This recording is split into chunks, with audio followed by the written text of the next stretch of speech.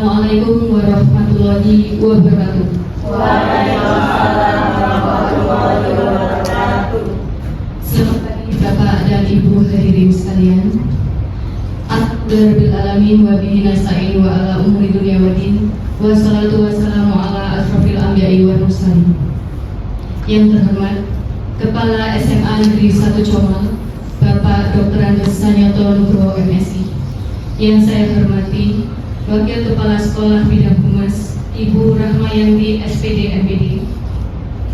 Yang saya hormati narasumber hari ini, Ibu Sri Sugiyanti SPD dan Ibu Tri Astuti Nurmawati SPD. Yang saya hormati Bapak Ibu Guru SMA Negeri 1 Comal. Puji syukur kehadirat Allah Subhanahu wa Ta'ala yang telah melimpahkan rahmat, taufik dan hidayahnya kepada kita, sehingga kita bisa berkumpul dalam ruangan ini dalam keadaan sehat dan bahagia. Salawat serta salam semoga selalu tercurahkan kepada Nabi Muhammad SAW. Semoga kita termasuk umatnya yang mendapatkan syafaatnya di yaumil kiamah nanti. Amin amin ya rabbal alamin.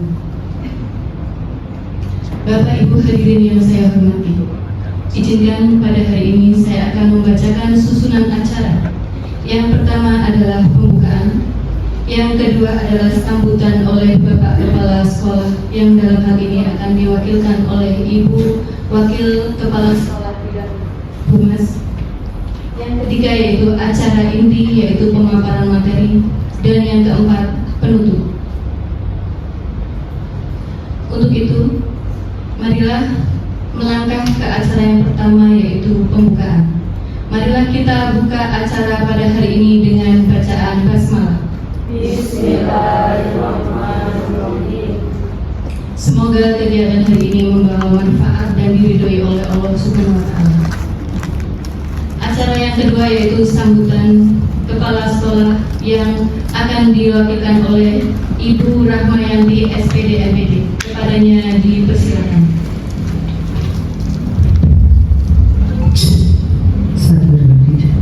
Bismillahirrahmanirrahim. Assalamualaikum warahmatullahi wabarakatuh. Yang terhormat Kepala SMA Negeri 1 Comal, Bapak Dr. Andes Sanyoto Nugroho MSI. Yang kami hormati dua rekan narasumber pada siang hari ini, Ibu Sri Sugiyanti SPD dan Ibu Tri Astuti Nurmawati SPD. Selanjutnya adalah yang kami hormati Bapak Ibu BK dan Bapak Ibu Guru SMA Negeri 1 Comal yang hadir pada siang hari ini. Pertama dan yang utama adalah kita panjatkan puji syukur kita kehadirat Allah Subhanahu wa Ta'ala yang telah melimpahkan rahmat hidayahnya sehingga kita bisa berkumpul di ruang multimedia dalam rangka kegiatan berbagi praktik baik 7 jurus BK yang hebat. Salawat serta salam senantiasa mari kita sanjungkan kepada junjungan kita Nabi Muhammad SAW yang senantiasa kita nantikan syafaatnya di yaumul akhir nanti. Amin amin ya rabbal alamin. Bapak Ibu yang kami hormati, pada era sekarang ini fungsi BK di sekolah itu adalah utama dan pokok untuk mendidik karakter siswa-siswi, sehingga dalam hal ini BK dituntut untuk lebih profesional, lebih berkompeten dalam mendampingi siswa-siswinya, baik dalam mendampingi bimbingan secara akademis, sosial maupun bahkan hal-hal yang menyangkut ekonomi juga guru BK ini sangat berperan di dalamnya. Dan harapannya tugas pendampingan siswa ini nantinya tidak hanya oleh guru BK, tapi juga Bapak Ibu guru mapel lain. Sehingga pada era sekarang Bapak Menteri kita juga mencanangkan tentang program guru wali, sehingga harapannya Bapak Ibu guru baik BK maupun non BK itu mempunyai jurus atau mempunyai cara bagaimana mendampingi siswa-siswi kita agar mereka sukses dalam belajar dan juga dalam menghadapi kehidupan bermasyarakat. Oleh karena itu pada siang hari ini insya Allah nanti akan disampaikan oleh narasumber tentang tema 7 jurus BK hebat. Nah, 7 jurus ini apa saja? Mari nanti kita simak bersama, yang tentunya pengetahuan ini membekali kita semua di sini untuk lebih berkompeten dan lebih mendalam lagi dalam mendampingi siswa-siswi kita. Karena tugas BK ini sebetulnya tugas yang berat. Kalau BK dulu itu seorang polisi, sekarang BK itu sebagai ibu kandung, bukan ibu tiri, ya, artinya pengayom bagi siswa-siswi kita. Iya, sebetulnya ibu tiri juga tidak jahat sih ya, tapi hanya cerita di dongeng saja. Ini harapannya ya ibu tiri di kampung sama saja, Bapak Ibu. Itu Bapak Ibu tidak berpanjang lebar ya, biar kita segera bisa mengetahui jurus apa toh ini yang mau disampaikan oleh narasumber kita pada siang hari ini, dan harapannya nanti kita semua bisa mendapatkan ilmu setelah mengikuti destinasi pada siang hari ini. Mungkin itu yang bisa kami sampaikan sebagai sambutan. Kurang lebihnya mohon maaf. Bila taufik wal hidayah. Wassalamualaikum warahmatullahi wabarakatuh. Waalaikumsalam warahmatullahi wabarakatuh. Terima kasih Ibu Rahmayanti SPD MPD atas sambutan yang telah diberikan. Bahwa apa yang Ibu Rahmayanti sampaikan barusan adalah membekali kita semua untuk menjadi guru yang profesional dan mau belajar serta bisa mendidik anak-anak menjadi generasi penerus bangsa yang berprestasi di bidang. Acara yang selanjutnya yaitu acara inti, yaitu pemaparan materi berbagi praktek baik yang akan disampaikan oleh Ibu Sri Sugiyanti SPD dan Ibu Tri Astuti SPD. Kepadanya dipersilakan. Oke, bismillahirrahmanirrahim. Assalamualaikum warahmatullahi wabarakatuh. Waalaikumsalam warahmatullahi wabarakatuh. Masih semangat Bapak Ibu? Semangat.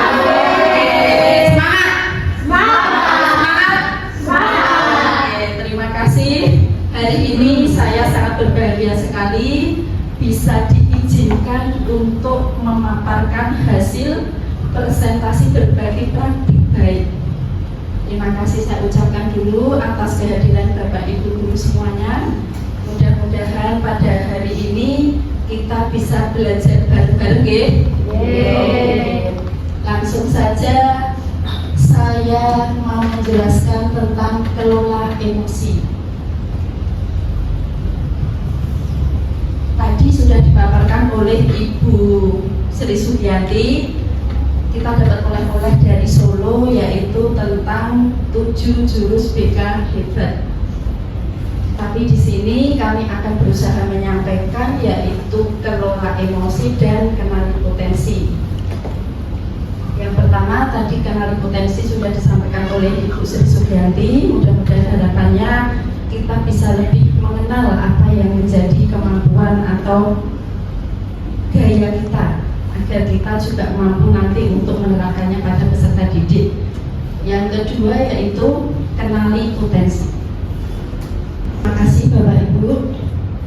Di sini langsung saja yang pertama yaitu kita mengenal emosi kita. Emosi kita biasanya dalam keseharian memang cepat berubah. Begitu juga dengan mungkin yang dialami oleh anak didik kita atau peserta didik kita. Kemarin saya sama Buki sudah menerapkan kelola emosi, mencoba di kelas 12-1. Untuk metode yang kami lakukan adalah metode ARKA, yaitu aktivitas, refleksi, konsep, dan aplikasi. Alasan saya mengapa menggunakan jurus yang kedua yaitu kelola emosi. Mungkin Bapak Ibu guru sering menjumpai bahwa murid itu sering mengalami perubahan emosi yang begitu cepat. Mereka perlu dibekali keterampilan untuk mengendalikan amarah, kecemasan, atau kesedihan agar tidak berdampak negatif pada diri sendiri maupun orang lain. lain. Itu alasannya. Alasan yang kedua, emosi yang tidak terkendali bisa mengganggu fokus belajar, sehingga konsentrasi belajar tidak bisa terfokuskan karena emosi kita mungkin belum stabil. Selanjutnya, nah, Bapak Ibu guru pernah mengenal peta emosi?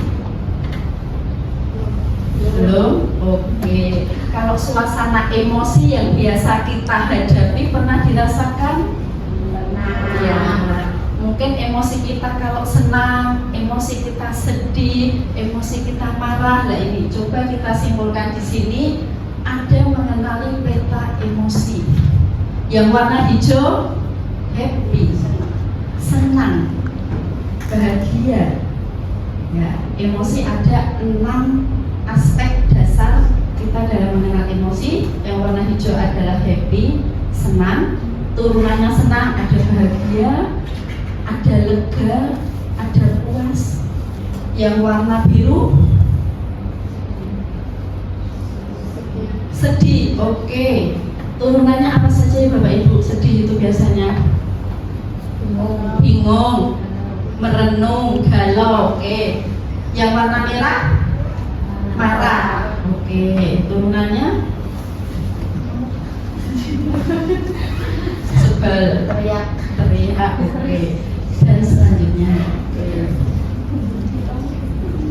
nah, di sini kemarin kami juga sudah menyampaikan ke siswa tentang konsepnya. Tadi yang pertama adalah arka, ya. Arka yang pertama yaitu aktivitas, yang kedua refleksinya, yang ketiga adalah konsepnya. Konsep itu merupakan suatu materi. Dalam hal ini kita akan mengenal konsep mengelola emosi, yaitu social emotional learning atau yang disebut SEL. Bisa kelihatan ya Bapak Ibu? Oke. Konsep SEL itu ada 5. Yang pertama yaitu menyadari diri, yang kedua yaitu mampu mengelola diri, yang ketiga mampu mengambil keputusan yang bertanggung jawab, yang keempat terampil berrelasi, yang kelima adalah peduli sosial. Itu konsep selnya. Selanjutnya Mbak. Oke. Ini laporan yang sudah kami lakukan di kelas 12.1.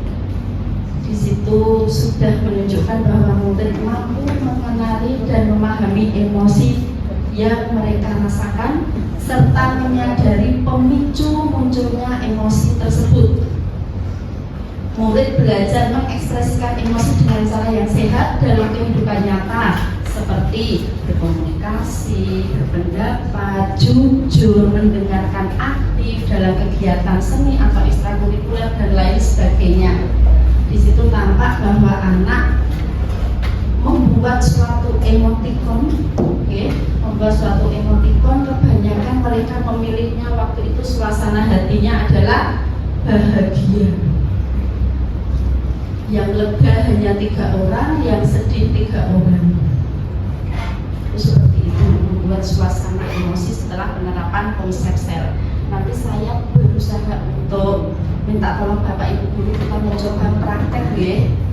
Praktek untuk merefleksikan bagaimana sih suasana emosi kita hari ini, gitu ya. Oke.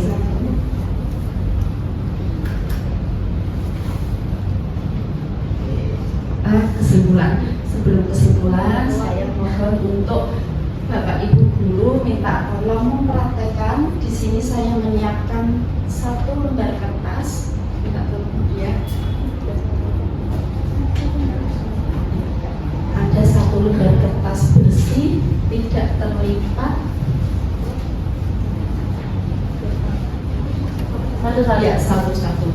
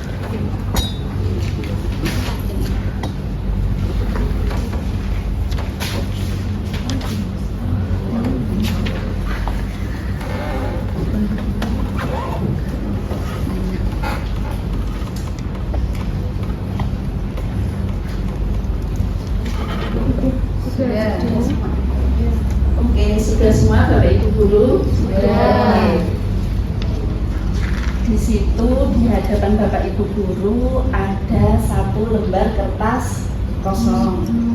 Apakah ada yang terlipat? Tidak. Apakah ada yang sudah coret-coretan? Tidak. Oke. Apakah ada yang sudah sobek? Tidak. Oke. Silakan, nanti kita akan menerapkan yang namanya refleksi. Ya, tadi ada metode ARKA, yang pertama aplikasi, saya menyiapkan selembar kertas untuk Bapak Ibu guru. Yang kedua adalah refleksi, saya akan membacakan soal. Ya, nanti silahkan kalau dalam keadaan biasa saja atau dalam keadaan bahagia, kertas itu dielus-elus. Ya, dielus-elus. Disayang-sayang. Tapi kalau Anda nanti dalam keadaan sebel, marah, silahkan kertas itu disobek, boleh, diremas, boleh, dikucel-kucel, boleh. Gitu ya? Oke, kamu siap? Siap.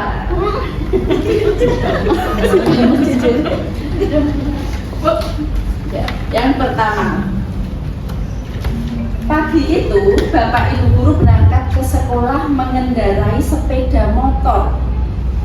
Bahan ajar yang sudah disiapkan rapi digantungkan di motor. Namun beberapa meter sebelum sampai sekolah, motor mendadak mogok karena kehabisan bensin. Dengan susah payah Bapak Ibu guru mendorong motor hingga sampai ke sekolah.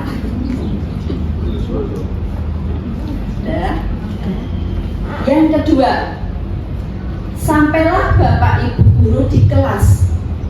Hampir semua siswa datang tepat waktu. Namun belum sempat suasana stabil, Mikael masuk terlambat. Ia hanya menunduk sambil berkata, "Maaf Bu, Pak, saya terlambat." Ada reaksi, ada respon untuk kertas, boleh. Yang ketiga, pelajaran pun dimulai. Namun saat akan menggunakan bahan ajar yang sudah disiapkan, Bapak Ibu tersadar bahwa bahan tersebut tidak ada.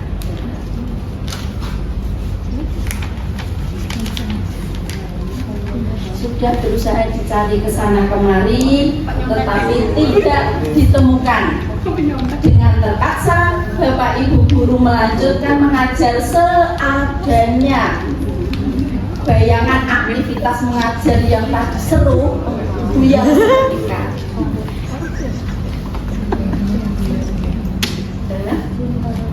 Selanjutnya, di tengah pelajaran, saat Bapak Ibu mengajar, Mikael terlihat tidak memberikan perhatian.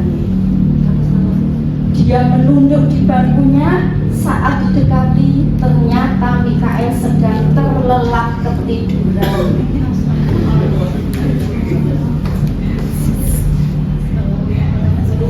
Selanjutnya, tak lama kemudian ada seorang bapak mengetuk pintu kelas.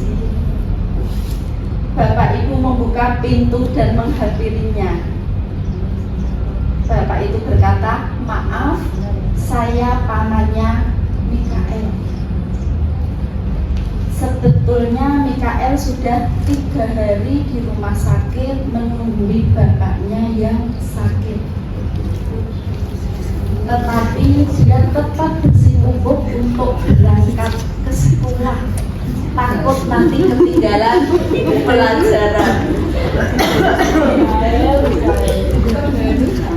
Dan pamannya tersebut menjemput Mikael karena ayahnya di ruang ICU.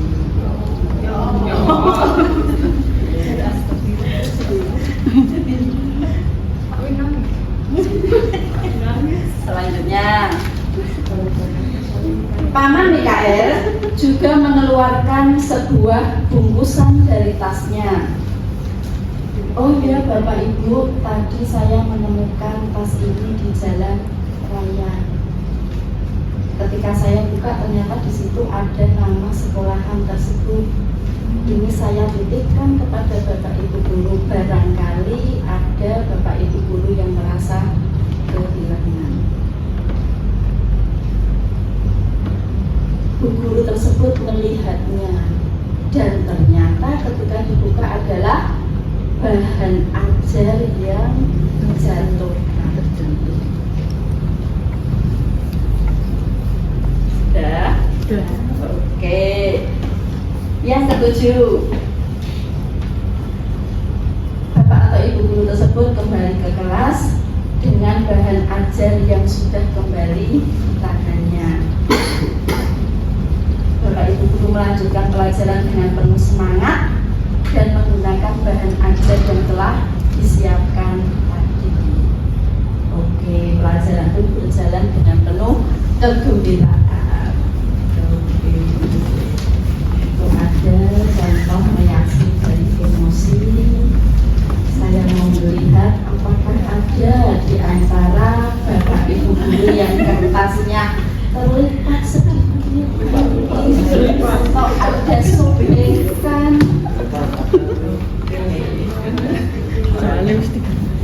Ada yang terlipat. Ada. Ya, saya pengen tahu sih kenapa ya Bu Dia. Karena dari awal kan memang ketika berangkat sudah ada kendala. Kemudian masuk dalam kelas ada yang terlambat. Kemudian ketika menyampaikan materi tidak mendengarkan, malah tidur. Itu emosinya semakin bertumpuk ya. Walaupun sebenarnya itu manusiawi, tapi ketika sudah tahu ternyata jalan ceritanya seperti itu, yang mulai emosinya itu sudah mulai menurun, memaafkan. Maksudnya ternyata anak melakukan seperti itu ada alasannya. Oke, ya. Terima kasih tepuk tangannya. Sekarang kertasnya coba Ibu. Oke, dalam keadaan terlipat. Iya, Seandainya ya, apakah Ibu Dia menyesal dengan meremas-remas kertas ini? Ya sedikit menyesal karena ternyata di balik perilakunya itu ada alasannya sebenarnya ya, tapi ya di sisi lain kan manusiawi, setiap orang ketika ada kendala pasti yang pertama kali kan emosi ya Bu, marah dan lain sebagainya. Ketika setelah itu ada alasannya ya berarti emosinya itu sudah mulai menurun, memaafkan, sudah mulai bisa dikendalikan. Oke, terima kasih Bu Dia. Saya mau minta pendapat teman-teman yang kertasnya masih bersih, mulus, tidak terlipat. Siapa? Oh, Pak Amin. Iya. Iya.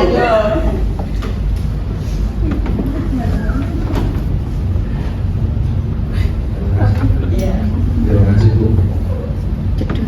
Saya pertama jangan mengakhiri sebelum kita tahu apa yang sebenarnya terjadi. Karena guru itu harus seluas dan kesabarannya. Jadi tidak gampang mengakhiri. Karena saya belajar dari filosofi Ki Dewantoro. Ingat sosok bodoh, iman diomong karso, keduri dan dunia. Jadi kita itu harus depan beri contoh, di tengah memberikan suatu arahan, dan kalau di belakang memberi semangat. Jadi kita harus tahu peserta didik yang kita hadapi seperti apa. Jadi sebagai seorang pendidik, jiwa orang tua itu lebih dominan kalau menurut saya seperti itu.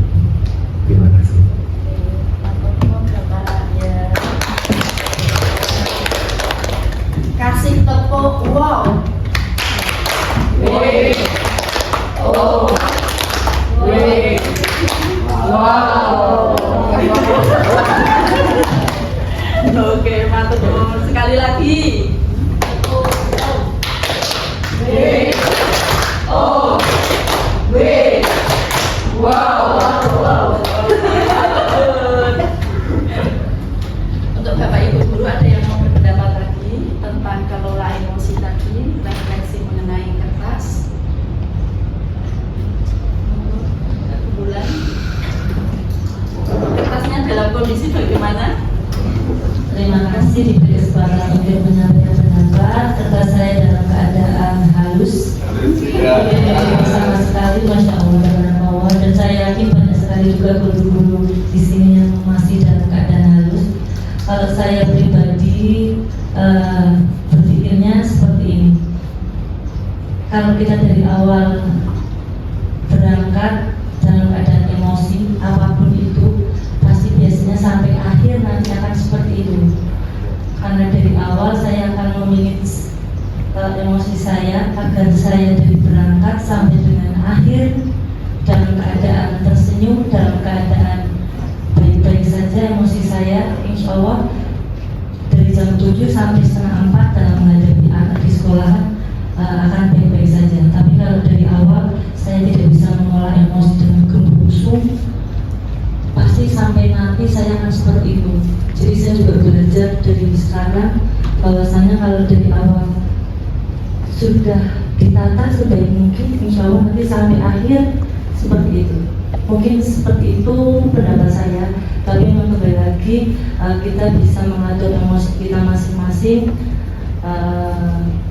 Tidak ada yang salah pada saya karena kita sama-sama belajar mengatur emosi. Tapi karena saya diminta pendapat, jadi pendapat saya seperti itu. Mohon maaf bila jawaban saya mungkin salah. Tadi saya tidak salah, jadi saya tidak salah juga. Terima kasih. Terima kasih Bu Ulan.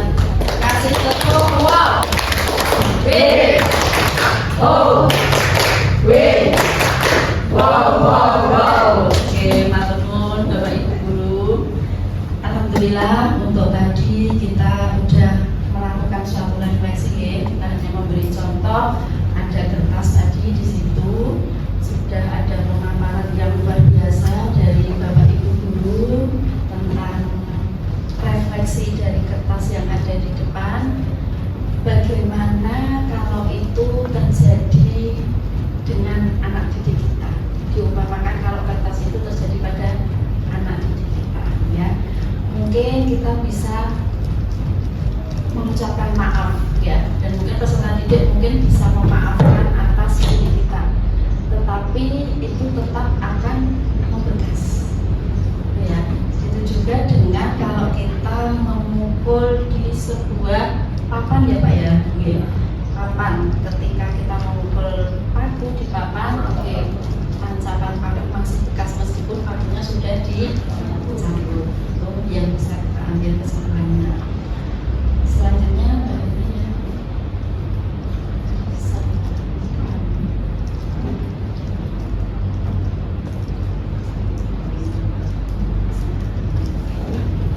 kemarin kita juga sudah menerangkan dengan tadi pembelajaran melalui konsep sosial emotionality agar kita mampu untuk mengelola emosi yang dilakukan oleh anak didik kita. Kemarin yang pertama adalah menyadari diri dulu.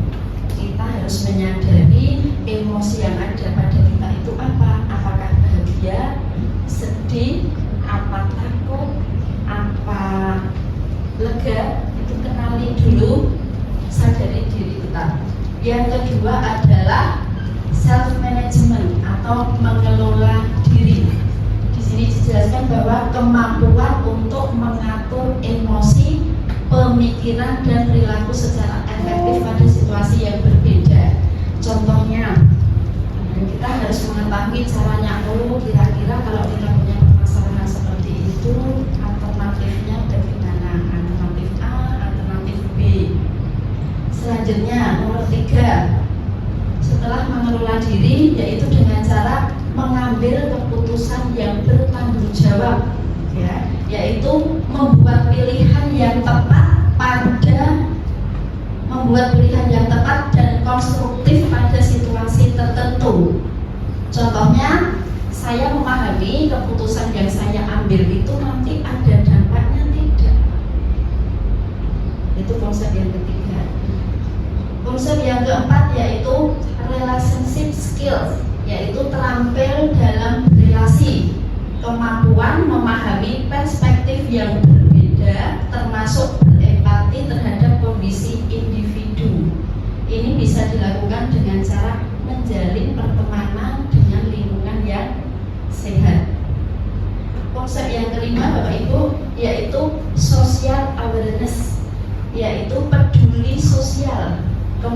bisa menjalin dan mempertahankan hubungan atau relasi yang baik, yang sehat dengan teman-temannya.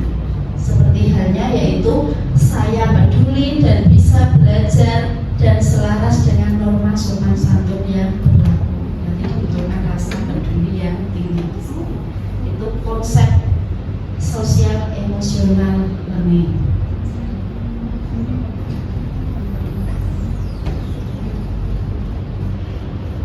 Tadi sudah saya sampaikan untuk laporan hasil kelola emosi di kelas 12.1 seperti ini, Bapak Ibu. Ya, anaknya sudah mampu untuk belajar terbuka, mengelola emosi secara sehat, meskipun memang ada beberapa yang masih kelihatan takut atau emosinya datar. Selanjutnya. Kesimpulannya adalah dengan mengelola emosi atau stres bukanlah untuk menghindarinya, tetapi tentang menyadari, memahami, dan meresponnya dengan cara yang lebih sehat dengan teknik yang tepat, sehingga nanti kita bisa menciptakan suasana sekolah yang aman, nyaman, dan menyenangkan. Bisa dengan kenali emosinya dengan jujur, atur nafas dan pikiran saat stres. Yang ketiga adalah bangun kebiasaan yang sehat.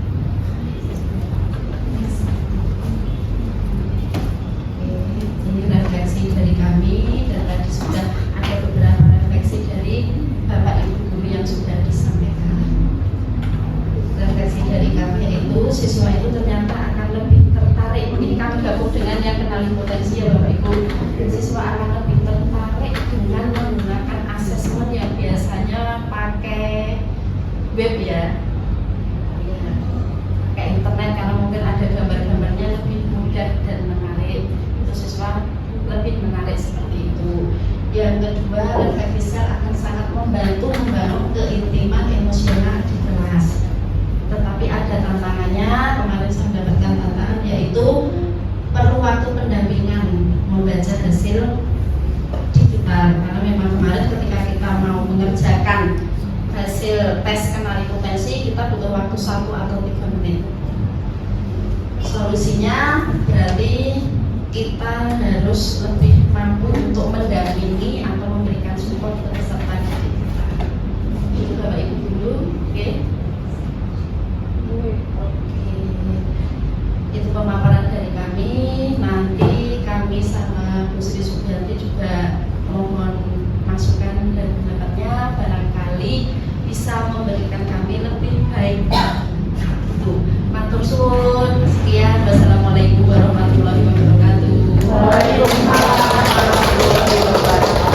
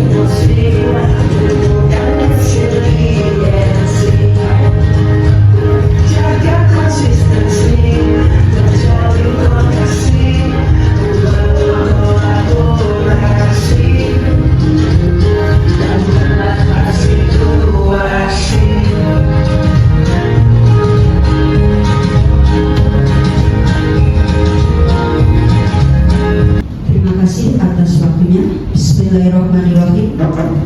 Assalamualaikum warahmatullahi wabarakatuh. Bismillahirrahmanirrahim. Alhamdulillahirrabbilalamin. Wassalatu wassalamu ala asrofil anbiya'il wal mursalin Sayyidina Muhammadin wa ala alihi wa sahbihi ajmain, amma ba'du. Yang terhormat Bapak Kepala Sekolah, yaitu Bapak Sanyoto Nugroho MSI, yang kami hormati Ibu Wakil Sekolah, Ibu Rahmayanti MPD, yang kami hormati Bapak Ibu guru yang berbahagia. Pertama-tama marilah kita panjatkan puji syukur kehadirat Allah Subhanahu wa taala yang mana pada hari ini kita diberi kesehatan, kenikmatan yang luar biasa sehingga kita dapat berkumpul di ruang multi ini, yaitu untuk belajar bersama tentang berbagi praktek baik implementasi 7 jurus BK Hebat. Yang kedua, sholawat serta salam kami haturkan kepada junjungan kita Nabi Agung Nabi Muhammad SAW. Mudah-mudahan kita akan mendapat syafaatnya di hari akhir nanti. Amin amin ya rabbal alamin. Bapak Ibu yang kami hormati, ini walaupun di sini ada 7 jurus BK Hebat, tapi kami hanya menyampaikan hanya 2 jurus saja, yaitu yang pertama adalah kenali potensi dan yang kedua yaitu kelola emosi. Untuk jurus pertama yaitu kenali potensi, ini tujuannya yaitu membantu siswa mengeksplorasi potensi, minat, bakat melalui teknik asesmen pendidikan. Ini adalah tujuannya. Terus nanti di sini kita menggunakan tahapan-tahapan atau dengan teknik, yaitu dengan arka. Ya, apa sih arka itu? Nah ini. Arka. Oh ya. Sebelum kita melanjutkan ke tahapan berikutnya, yaitu di sini ada kenali potensi.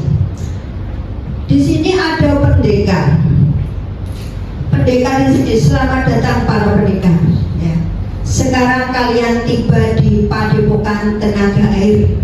Di sini kalian akan lebih mengenal diri untuk mengoptimalkan cara berpikir, merasakan potensi diri yang ngalir, mengoptimalkan energi baik semakin hadir. Selamat melanjutkan perjalanan pertama. Hati-hati nanti tergelincir. Ini adalah dari pendekar kenali potensi.